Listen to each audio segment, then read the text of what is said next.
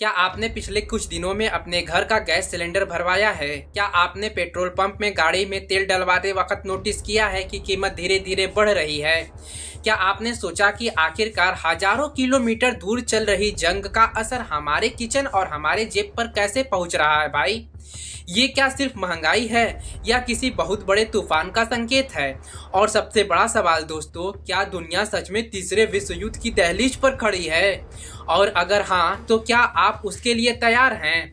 दोस्तों, मेरा नाम है अमन और आप देख रहे हैं सच की आवाज़। और आज की ये रिपोर्ट एक खबर नहीं है बल्कि एक चेतावनी भी है, एक अलार्म है जो धीरे धीरे बजना शुरू हो चुका है। कान वाला बेच के 700 रुपए किलो 2 किलो गैस लाया। कान का बेचकर गैस लाई हैं। और क्या ये हाल है। तो आने वाले दिनों में इसका असर आपके जिंदगी के हर हिस्से में महसूस होने लगेगा। लेकिन उससे पहले अगर आप चाहते हैं कि ऐसे ही बड़ी और सच्ची खबर आप तक पहुंचती रहे तो अभी चैनल को सब्सक्राइब कर लीजिएगा, बेल आइकॉन को दबा दीजिएगा, क्योंकि आपको हर समय से पहले जो होने वाला है उसकी रिपोर्ट हम आप तक पहुंचा सकें। क्योंकि दोस्तों, आने वाले समय में जो होने वाला है ना, वो हर भारतीय को जानना जरूरी है। अब जरा कल्पना कीजिए कि आप सुबह उठते हैं, चाय बनाने जाते हैं, गैस सिलेंडर चालू करते हैं, लेकिन अचानक से ऐसा लगता है कि गैस तो ख़त्म हो गया है। तो आप गैस भराने जाते हैं तो पता चलता है कि दाम तो बढ़ चुका है।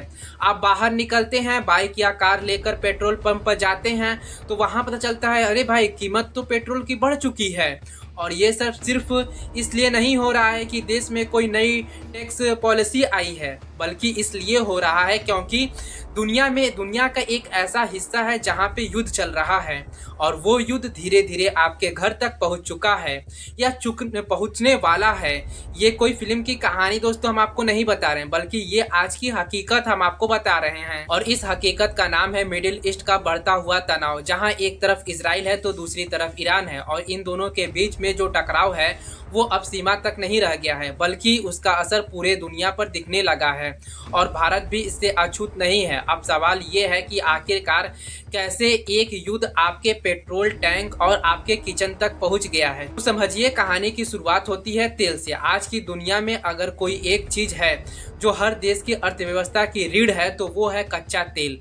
और भारत जैसे देश के लिए ये और भी ज़्यादा ज़रूरतमंद हो जाता है, क्योंकि हम अपने ज़रूरत का लगभग 85 से 88% तेल जो है वो विदेश से ही आयात करते हैं, यानी हम पूरी तरह से दूसरे पर निर्भर हैं। अब जब मिडिल ईस्ट में युद्ध होता है तो सबसे पहला असर कहाँ पर पड़ता है? तेल की सप्लाई पर, क्योंकि दुनिया का लगभग 20% तेल एक बहुत ही अहम रास्ते से होकर गुजरता है जिसे हम कहते हैं स्ट्रेट ऑफ हार्मोन्स। ये वही जगह है जहाँ से रोज़ हजारों तेल टैंकर गुजरते हैं। अब अगर इस रास्ते पर जरा भी खतरा होता है तो पूरी दुनिया में तेल की कीमत बढ़ जाती है। और यही इस वक्त हो रहा है। इजराइल और ईरान के बीच में बढ़ते तनाव ने इस पूरे इलाके को अस्थिर कर दिया है। और जैसे ही अस्थिरता बढ़ती है, मार्केट में डर फैल जाता है और जैसे ही डर फैलता है, तेल महंगा हो जाता है। अब आप सोच रहे होंगे कि तेल महंगा होगा तो हमें क्या फ़र्क पड़ता है? तो फ़र्क पड़ता है भाई, बहुत ज़्यादा फ़र्क पड़ता है, क्योंकि पेट्रोल और डीजल सिर्फ आपकी गाड़ी चलाने के लिए नहीं है, बल्कि ये पूरे देश की अर्थव्यवस्था को चलाने का काम करता है। ट्रक चलती है, ट्रेन चलती है, फैक्ट्रियाँ चलती है, खेती होती है। और जब इन सब की लागत बढ़ती है तो हर चीज़ महंगा हो जाता है, यानी सब्जी से लेकर दूध तक, दवा से लेकर मोबाइल तक, सब कुछ। और यही वो चैन रिएक्शन है जो इस वक्त शुरू हो चुका है। अब इसमें एक और ख़तरनाक पहलू जुड़ जाता है और वो है भारतीय रुपए, क्योंकि जब तेल महंगा होता है तो हमें उसे खरीदने के लिए ज़्यादा डॉलर खर्चा करना पड़ता है। और जब डॉलर की मांग बढ़ती है तो रुपए कमज़ोर हो जाता है, और जब रुपए कमज़ोर होता है तो वही तेल और महंगा पड़ने लगता है हमें। यानी ये एक ऐसा चक्र है जो आम आदमी को धीरे धीरे दबाने लगता है। अब सोचिए कि अगर यही स्थिति लगातार बनी रही तो क्या होगा? पेट्रोल और डीजल के दाम बढ़ेंगे, गैस सिलेंडर महंगा होगा, बिजली की बिल बढ़ेगी, खाने पीने की चीज़ महंगी होगी और आपकी सैलरी वही की वही रहेगी। यानी आपकी बचत जो है, बचत खाते की जो सैलरी है वो कम हो जाएगी। जो आप बचाते थे महीने में, वो अब आप नहीं बचा पाएंगे, जो हमें इस वक्त एक्सपर्ट बता रहे हैं। लेकिन कहानी यहीं खत्म नहीं होती है, असली खतरा अभी बाकी है, क्योंकि ये सिर्फ महंगाई की बात नहीं है बल्कि एक बड़े जियोपॉलिटिकल संकट की शुरुआत है, जहां दुनिया के बड़े बड़े देश आमने सामने खड़े हैं। एक तरफ अमेरिका है जो इजराइल का समर्थन कर रहा है, तो दूसरी तरफ ईरान है जो खुलकर इनको चुनौती दे रहा है, चेतावनी नहीं चुनौती दे रहा है।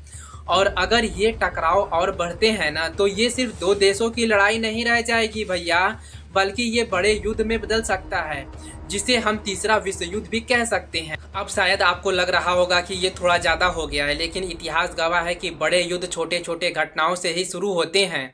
और इस वक्त जो घटना हो रही है वो किसी बड़े विस्फोट की ओर इशारा कर रही है। हाल ही में ईरान के एक बड़े सैन्य अधिकारी की हत्या हो गई है और इसका आरोप इजराइल पर लगाया जा रहा है।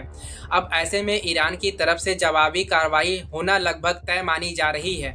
और अगर ईरान ने कोई बड़ा कदम उठाया, जैसे कि स्टेट ऑफ हार्मोन्स को बंद करना या किसी बड़े हमले को अंजाम देना, तो फिर हालत बेकाबू हो सकती है और इसका सीधा असर भारत पर पड़ेगा, क्योंकि हमारी ऊर्जा ज़रूरती इसी इलाके से पूरी होती है।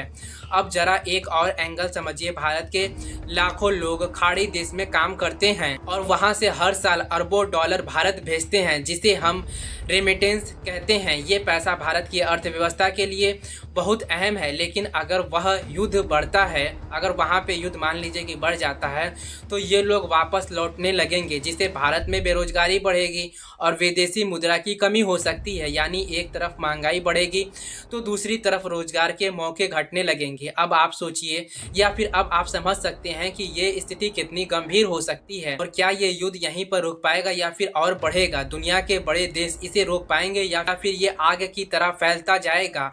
और अगर ये आग फैलती है तो क्या भारत इसके लिए तैयार है? क्योंकि सच यही है कि आज हम भले ही इस युद्ध का हिस्सा नहीं है, लेकिन इसका असर हम पर जरूर पड़ रहा है और पड़ना शुरू भी हो चुका है। और आने वाले दिनों में ये असर और भी ज़्यादा गहरा हो सकता है। लेकिन दोस्तों, हम आपसे बीच में फिर से वही रिक्वेस्ट करेंगे जो हमने शुरू में आपसे रिक्वेस्ट की थी, कि अगर आप अभी तक यहाँ तक वीडियो देखते हुए आ गए हैं, आपको वीडियो में हमारी दी हुई इन्फॉर्मेशन पसंद आ रही है, हमने आपके लिए इतना सारा रिसर्च किया है, ये सभी चीज़ आपको पसंद आ रही है, तो सबसे पहले अभी तक आप सब्सक्राइब नहीं किए तो सब्सक्राइब करिए। अब आइए आगे बढ़ते हैं। अब तक आपने समझ लिया कि ये जंग सिर्फ बम और मिसाइल की नहीं है, बल्कि आपकी जेब तक पहुंच चुकी है। लेकिन अब सवाल ये है कि इसका अगला वार क्या होगा? और जवाब है आपके घर के अंदर है, आपकी रसोई में है, आपकी बिजली के बिल में है, आपकी नौकरी में है, क्योंकि अब ये असर और गहरा होने वाला है। जरा सोचिए, जब गैस सिलेंडर महंगा होगा तो सिर्फ खाना बनाना ही मुश्किल नहीं होगा, बल्कि उसके साथ पूरी सप्लाई चेन ही हिल जाती है। होटल महंगे हो जाते हैं, ढाबा महंगे हो जाते हैं और धीरे धीरे हर खाने की चीज़ की कीमत बढ़ने लगती है। और अब जो हालत बन रही है उसमें ये बढ़ोतरी रुकने वाली नहीं है, क्योंकि भारत अपनी ज़रूरत का लगभग 60% LPG और 50% नेचुरल गैस यहीं खाड़ी देशों से मंगवाता है, जहां इस वक्त तनाव चरम पर है। यानी अगर वहां सप्लाई में जरा भी रुकावट आई तो भारत में गैस की कीमत तेजी से बढ़ सकती है। ये बढ़ोतरी सीधे गरीब और मिडिल क्लास के चूल्हे पर असर डालेगी। अब इसके साथ ही एक और बड़ा झटका है बिजली का, क्योंकि नेचुरल गैस का इस्तेमाल बिजली बनाने में भी होता है, और अगर महंगा होता है तो बिजली बनना महंगा होगा, और जब बिजली बनना महंगा होगा तो आपके महीने का बिल भी बढ़ेगा। यानी सिर्फ पेट्रोल पंप ही नहीं, बल्कि आपका घर भी इस जंग के चपेट में आने वाला है। लेकिन असली खेल तो अभी बाकी है, और वो है स्टेट ऑफ हार्मोन्स का, क्योंकि ये सिर्फ एक रास्ता नहीं है, बल्कि पूरे दुनिया की ऊर्जा सप्लाई की लाइफलाइन है। दुनिया के कुल तेल व्यापार का करीब 20% हिस्सा इसी रास्ते से गुजरता है, और अगर ईरान ने गुस्से में आकर इस रास्ते को बंद कर दिया तो सोचिए क्या होगा। तेल की जो सप्लाई है अचानक रुक जाएगी और कीमत रातों रात दोगुनी या उससे भी ज़्यादा हो सकती है।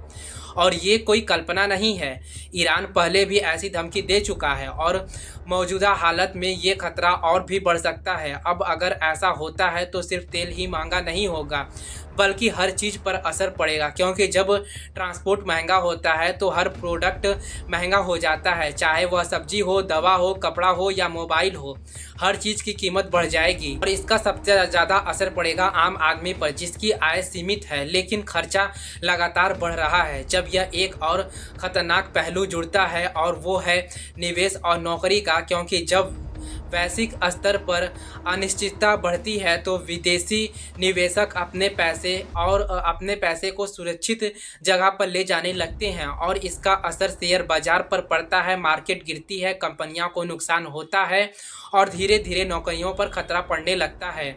यानी ये जंग सिर्फ महंगाई की नहीं है बल्कि रोजगार का संकट भी इसमें जन्म ले सकता है। अब सवाल यह है कि क्या भारत इस स्थिति से निपटने के लिए तैयार है?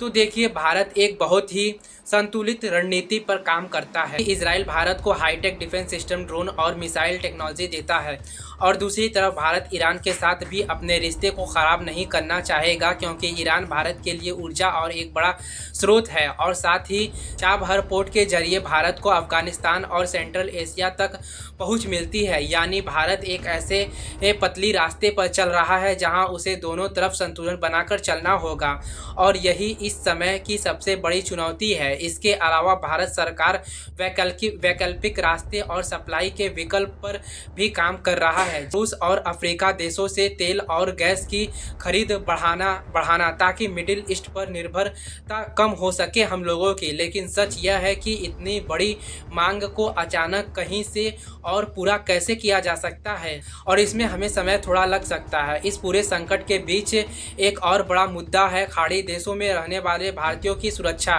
क्योंकि वहां करीब 1 करोड़ भारतीय काम करते हैं और अगर हालत बिगड़ती है तो उनकी जान खतरे में पड़ सकती है। और साथ ही भारत को एक बड़े पैमाने पर लोगों को वापस लाने की चुनौती का सामना भी करना पड़ता है, जिससे देश में बेरोजगारी और आर्थिक दबाव बढ़ सकता है। यानी ये संकट सिर्फ बाहर का नहीं है बल्कि सीधे भारत के अंदर भी असर डाल सकता है। अब इन सब के बीच सबसे बड़ा सवाल यहाँ पर यह है कि क्या ये जंग रुकेगी या नहीं, और अगर नहीं रुकेगी तो इसका अंत क्या होगा। देखिए, इतिहास हमें यही सिखाता है कि हर युद्ध का अंत होता है, लेकिन सवाल ये है कि उस अंत तक पहुँचने में कितना तबाही होती है। और इस बार जो हालत बन रही है वो साफ इशारा कर रही है ये संघर्ष लंबा और ख़तरनाक हो सकता है, और अगर ऐसा होता है तो भारत को भी इसके लिए तैयार रहना होगा। अब तैयारी का मतलब सिर्फ सरकार की तैयारी नहीं है बल्कि हमें और आपको भी तैयार रहना होगा। हमें समझना होगा कि आने वाले समय में खर्चा बढ़ सकता है, बचत पर हमारे दबाव पड़ सकता है और हमें अपने खर्चों को मैनेज करना भी ज़रूरी है। साथ ही हमें यह भी समझना होगा कि भारत को अब ऊर्जा के मामले में आत्मनिर्भर भी होना पड़ेगा। ग्रीन एनर्जी, सोलर पावर और हाइड्रोजन फ्यूल जैसे विकल्पों पर तेज़ी से काम करना होगा ताकि भविष्य में ऐसे संकटों का असर कम किया जा सके, क्योंकि आज जो हो रहा है वो सिर्फ एक चेतावनी ही है, एक संकेत है। अगर हमने समय रहते अपने सिस्टम को मजबूत नहीं किया तो और आने वाले समय में हालत और भी कठिन हो सकती है। और इसलिए ये ज़रूरी है कि हम सिर्फ ये नहीं सोचें कि हम किस देश के पक्ष में हैं, बल्कि ये सोचें कि हम अपनी सुरक्षा और अपने भविष्य के लिए क्या कर सकते हैं।